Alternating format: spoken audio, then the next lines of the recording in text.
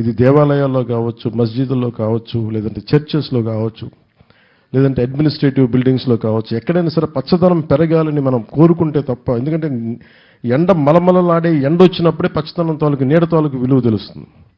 అందుకని ఖచ్చితంగా మనందరి బాధ్యత, సామాజిక బాధ్యతగా తీసుకోవాలి. గత ప్రభుత్వం ఇష్టారాజ్యంగా చెట్లు కొట్టేశారు. చాలాసార్లు నేను దాని గురించి కూడా మాట్లాడాను.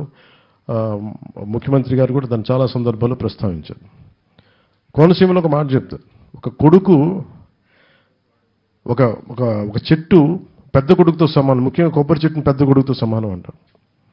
అంటే అంత బలంగా చెట్టుకి ఇది అరణ్య సూక్తం చదవాలి. మనం అరణ్య సూక్తం చదివితే దాని తాలూకు విశిష్టత, ఒక చెట్టు తాలూకు విశిష్టత ఎలా ఉంటుందంటే దాదాపు 10 మంది సంతానంతో సమానం. ఇంకా నేను సరిగ్గా చెప్పట్లేదు కానీ దాదాపు 10 మంది పెద్ద కొడుకులతో సమానం అన్నట్టుగా మాట్లాడుతుంది ఒక్క చెట్టు. అంత మేలు చేస్తున్నది.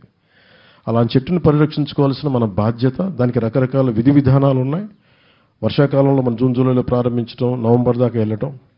అలాగే ముఖ్యంగా థిక్ ప్లాంటేషన్ కావాలి. తక్కువ వ్యవధిలో ఉండి తక్కువ విస్తీర్ణంలో, దాదాపు 200 గజాలు ఉన్నా, 400 గజాలు ఉన్నాయి, కనీసం ఒక 50 గజాల స్థలంలో కూడా ఒక మినీ మనకి ఎకోసిస్టమ్ రావడానికి మియావాకి అనే ఒక జపనీస్ వ్యక్తి ప్రతిపాదించింది ఒక మియావాకి ఫారెస్ట్ మెథడ్ అని ఉంది.